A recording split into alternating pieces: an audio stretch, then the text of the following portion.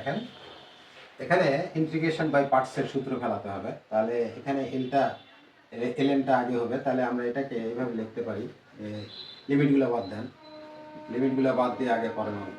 তাহলে এটা into 1 dx. তাহলে এটা সমান কত? ln 2xটা ঠিক থাকবে, কিউ ধরলেন এটাকে ভি ধরলেন। তাহলে এখানে হচ্ছে 2x ইন্টিগ্রেশন 1কে ডিএক্স, তারপর মাইনাস ইন্টিগ্রেশন এখানে হচ্ছে D by dx ln 2x, তারপরে হচ্ছে ইন্টিগ্রেশন আবার, তারপরে হচ্ছে কত 1কে, তাই না, ডিএক্স, এখানে হচ্ছে ফার্স্ট ব্র্যাকেট দিয়ে আবার একবার ডিএক্স। এটা তাহলে এখানে দেখেন, এখানে এক্স হবে, এক্সটাকে সামনে নিয়ে নিলাম। তাহলে এক্স ln 2x, এটা কাজ শেষ। এখন এখানে আসেন, এখানে হচ্ছে মাইনাস, দেন ইন্টিগ্রেশন চিহ্ন তো হবেই। এখানে ln 2xকে ডিফারেন্সিয়েট করলে 2x, আবার 2xকে ডিফারেন্সিয়েট করলে এখানে একটা 2 আসবে, আবার এটা করলে কত হয় ইন্টু এক্স, এটা dx। ঠিক আছে, এখানে 2x 2x 2x 2x কাটা। তাহলে এখানে কত থাকলো x ln 2x minus 1 dx 1। তাহলে এখানে x ln 2x minus x, এটা কার মান? এই যে এটার মান। এখন লিমিট দিয়ে দিই, অতএব লিমিট দিয়ে যখন করবেন 2, এখানে কত 4, এখানে ln 2x, তাহলে এটাকে এভাবে লিখবেন x ln 2x minus x, এখানে হচ্ছে 2, এখানে হচ্ছে 4। ঠিক আছে, তাহলে এখানে দেখেন, এখানে যখন বসাবো আপার লিমিটটা আগে বসাই। তাহলে এখানে হচ্ছে 4 ln 4 দুগুণে 8, এখানে মাইনাস 4, এইভাবে লেখেন। তারপরে হচ্ছে 2 বসান, মাইনাস 2 ln 2 দুগুণে 4, এখানে হচ্ছে মাইনাস 2। এটা আপার লিমিট, এটা লোয়ার লিমিট। লোয়ার লিমিটের সামনে তো মাইনাস দিতেই হবে। তাহলে এখানে দেখেন, এখানে আমরা এটা এরকম করতে পারি না, 4 ln 2 এর উপর কিউব দিতে পারি, মাইনাস 4, এখানে মাইনাস, এখানে 2 ln 2 এর উপর স্কোয়ার দিয়ে দেন, আর এখানে মাইনাসে মাইনাসে প্লাস 2 করে দেন।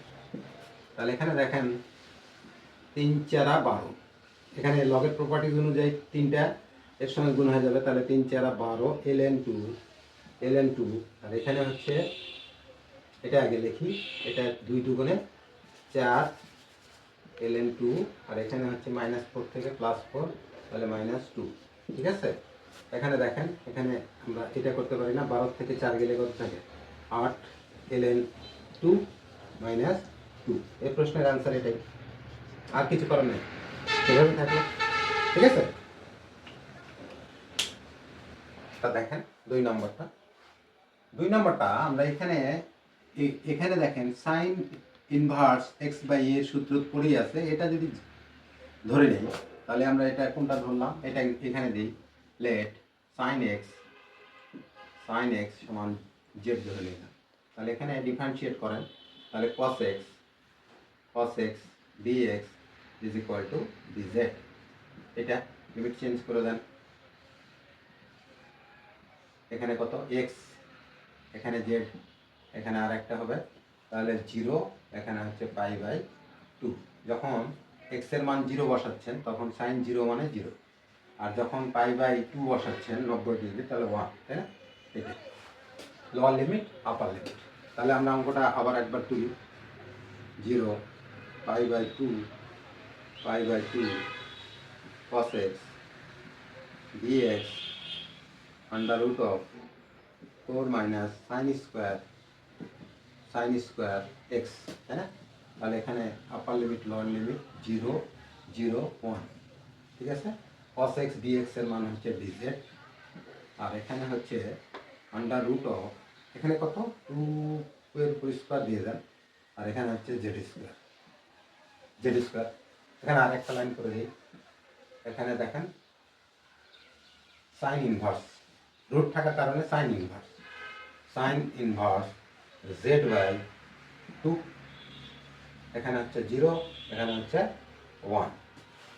এখানে দেখেন, এখন মান বসাবো, তাহলে এখানে জেডের পরিবর্তে 1 যদি বসাই, তাহলে সাইন ইনভার্স হাফ ঠিক আছে, মাইনাস এখানে সাইন ইনভার্স 0।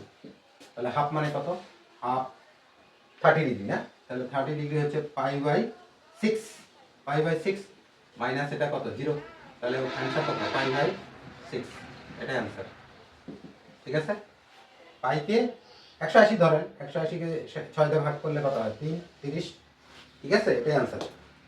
তাহলে এইটা ধরে নেই আমরা, এখানে ধরে নিই লেট 1 প্লাস ln x সমান হচ্ছে z, তাই না? এখানে ডিফারেন্সিয়েট করেন, 1 ডিফারেন্সিয়েট কনস্ট্যান্ট, তাহলে 0 লেখার দরকার নেই, এখানে 1/x dx is equal to dz। এটা এখন লিমিটটা চেঞ্জ করে নেন, লিমিট চেঞ্জ করতে হবে। এখানে হচ্ছে কত দিবেন? x আর z, x z, এখানে হচ্ছে 1 এন্ড x বলতে আমরা লোয়ার লিমিট আপার লিমিট বসালাম, এখন এখানে বসাবো, তাই না? x এর মান যখন 1 বসাবো তখন এখানে ln 1 মানে 0, তাহলে এখানে z এর মান কত পাচ্ছেন? 1। আর যখন স্কোয়ার বসাচ্ছেন একটু দেখেন, এই জায়গাটা দেখেন, 1 প্লাস ln স্কোয়ার, এটা তাহলে এখানে কত হচ্ছে তোমার? z দিয়ে দেন, এখানে 2টা সামনে নিয়ে আসেন, তাহলে 1 প্লাস 2, আর এখানে হচ্ছে ln 2, এখানে হচ্ছে z, তাহলে এখানে 1 প্লাস এখানে কত? 2, এটা 1 দিয়ে দিলেন z, তাহলে z এর মান কত পাচ্ছেন? 2 আর 1 3, এখানে 3 দিয়ে দিবেন। ঠিক আছে, এটা হিসাবটা এইভাবে একটু দেখে নেবেন, মেমোরাইজ করে নেবেন, মেমোরাইজ করবেন 3। এবার দেখেন আমি অঙ্কটা আগে তুলি, অতএব 1 স্কোয়ার, তাহলে এটা দেখেন অ্যাজ ইট ইজ যেটা ছিল সেটাই তুললাম, তারপরে হচ্ছে লোয়ার লিমিট 1, আপার লিমিট হচ্ছে 3। এবার দেখেন এটা হচ্ছে z, 1 প্লাস ln x মানে কি? নিচে আছে z ধরছেন, আর dx/x মানে dz, এই যেটা, তাহলে এটা আমরা সরাসরি কত লিখতে পারি? ln z লিখতে পারি না? ln z, ঠিক আছে, স্কোয়ার ছিল কি তো দিছে এখানে, সরি এখানে ভুল হয়েছে, এখানে স্কোয়ার ছিল, এখানে স্কোয়ার দিয়ে দিবেন। যদি স্কোয়ার না দেন তাও হবে, কিন্তু এখানে স্কোয়ার দিয়ে করতে হবে। আর এখানে আরেকটা লাইন লিখে দেই, তাহলে এখানে হচ্ছে z এর উপর -2 dz 1, এখানে 3 দিবে। তাহলে এখানে দেখেন আমরা এটাকে যদি ইন্টিগ্রেশন করি, তাহলে z এর উপর কত? z এর উপর -2 প্লাস 1, আর এখানে হচ্ছে -2 প্লাস 1, এখানে হচ্ছে লোয়ার লিমিট 1, আপার লিমিট হচ্ছে 3। তাহলে এখানে দেখেন মাইনাস, একটা মাইনাস আসছে, -1, আর এখানে z এর উপর হচ্ছে -1, এটা ঠিক আছে কিনা? 1 3, ঠিক আছে। যদি সরাই দেই, আরেকটা লাইন একটু করে দেই, এখানে করে দেই, এখানে মাইনাসটাকে যদি চেঞ্জ করে দিই, তাহলে এখানে 1/z লিখবেন, আর এখানে হচ্ছে যেহেতু মাইনাসটা একটা আউট করে দিচ্ছি, তাহলে এখানে দিবেন 3, আর এখানে দিবেন 1, ঠিক আছে। তাহলে এখানে বসাই দেন, এখানে কিন্তু মাইনাস আউট করে দিচ্ছি, মাইনাস আউট করার সঙ্গে সঙ্গে কি করছি? লোয়ার লিমিটকে আপার লিমিট করে দিছি, আপার লিমিটকে লোয়ার লিমিট করে দিছি, তাহলে দেখেন 3 নিচে আসছে, 1 উপরে গেছে, আর এখানে z ইনভার্স ছিল, এই জন্য 1/z লিখছি। এখন দেখেন এখানে যদি বসাই দেই, তাহলে এখানে হচ্ছে কত?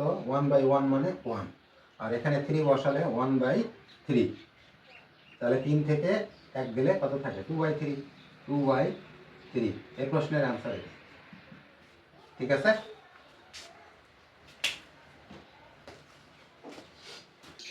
এটা দেখেন আমরা এটা এই হরটাকে ধরে নিই, তাহলে এখানে লেট 1 প্লাস e⁻x z ধরে নিলাম, তাহলে এখানে ডিফারেন্সিয়েট করেন, এটা তো 0, এটা e⁻x dx is equal to dz, ঠিক আছে। এখানে লিমিট চেঞ্জ করে নেন,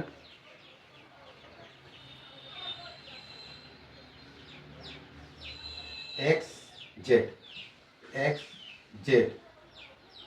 লোয়ার লিমিট হচ্ছে 1, আর এটা হচ্ছে ln 2।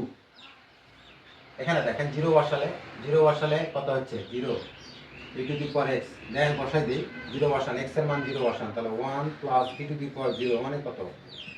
এটা হচ্ছে 1, এটা হচ্ছে 1, তাহলে কত হচ্ছে z এর মান কত? z এর মান হচ্ছে z এর মান 2, এটা 2 বসা দিলাম। এবার ln 2 বসাবো, তাই না? এটা একটু মিশিয়ে দেই, মিশিয়ে দিয়ে এখানেই করে দিই। এবার আমরা ln 2 বসাবো, তাই না? এখানে এখানে দেখেন 1 plus e to the power ln 2 এখানে হচ্ছে সমান z। এটা দেখেন, এটা সরাসরি আমরা 2 লিখতে পারি। ফর্মুলা কি? ফর্মুলা দেখেন, ফর্মুলাটা এখানে লিখে দেই, e to the power ln any quantity 1 T any quantity যদি হয় তাহলে এটা সমান লিখতে পারবেন এনি ওয়ান টি। এটা ফর্মুলা ধরুন, অথবা এটা আউট করে দিবেন, এই যে এইভাবে এটা আউট করে দিলেও হয়, সরাসরি 2 লিখবেন বাস। e to the power ln any quantity is equal to any quantity, তার মানে এখানে 2 আসছে, ঠিক আছে? এই ফর্মুলাটা দেখেন তাহলে বুঝে যাবে। আবার বলি, e to the power ln any quantity, এখানে 3 যদি থাকে তাহলে রেজাল্ট 3, এখানে 4 থাকলে 4, তাহলে আমাদের এখানে কত আসছে? 2 আসছে। তাহলে এখানে কত আসছে? 1 প্লাস 2 z, অতএব z ইজ ইকুয়াল টু 3, এটা 3 দিয়ে দেন। ওকে, তাহলে এটা মিশিয়ে দিই। এবার আসেন আমরা বসাই, অঙ্কটা আগে তুলে নেই। এটা হচ্ছে 0, এটা হচ্ছে ln 2 e to the power x, lower limit পাইছি কত? 2, 3 বসে দেন। এখানে e to the power x dx সমান কত? dz। এখানে কত পাইছেন? 1 plus e to the power x z, তাই না? তাহলে এখানে সরাসরি কত হবে? এটাকে ইন্টিগ্রেশন করলে dz by z, ln z, এখানে আপার লিমিট লোয়ার লিমিট লিখে দিবেন 3, 2, তাই না? এখানে দেই ln 3 মাইনাস ln 2, ঠিক আছে? এটা যদি এক জায়গা করে দেন তাহলে ln এখানে 3/2, এটা হচ্ছে বিয়োগ থাকলে কি লগারিদমের প্রপার্টিজ কি ভাগ হয়ে যায়, তাহলে এখানে আমাদের কত হচ্ছে? এটাই উত্তর, আনসার লিখে দিলাম।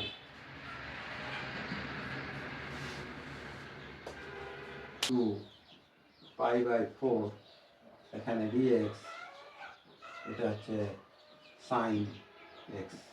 আচ্ছা, এটাকে এরকম করা যায় না? π/2 π/4 এখানে হচ্ছে cosec x dx। এটাকে কি করা যায়? এটাকে আমাদের সূত্র আছে দেখেন, এখানে 1/sin x, তাহলে cosec x লিখতে পারি, কারণ cosec x আর sin x একে অপরের কি বিপরীত।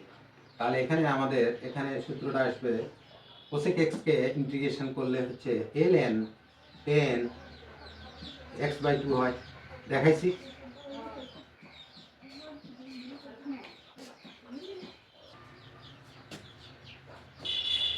তাহলে এখানে দেখেন, আমরা এখানে আপার লিমিট আর লোয়ার লিমিটটা বসাই দিই। তাহলে এখানে ln n,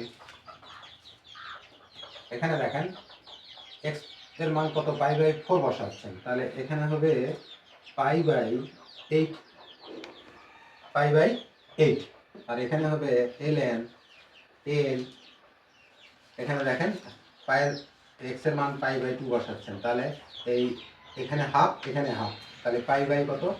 4, π/4। এটা তো আর কিছু করার নাই, এরকমই থাক। এটা ln 10 π/8, আর এখানে হচ্ছে ln, এটা গোটাটা কি? এটা গোটাটা কত? 1, তাহলে ln 1 মানে কত? 0, তাহলে ওটা লেখার দরকার নাই। ln 10 π/8, এখানে 0 দিয়ে দিলাম, তারপরে সরাসরি ln 10 π/8। এটাই তোমার এই প্রশ্নের আনসার ছিল। আল্লাহ হাফেজ। আমরা 7 নম্বর লেকচার শেষ করলাম। ভালো থাকবেন, বসবেন।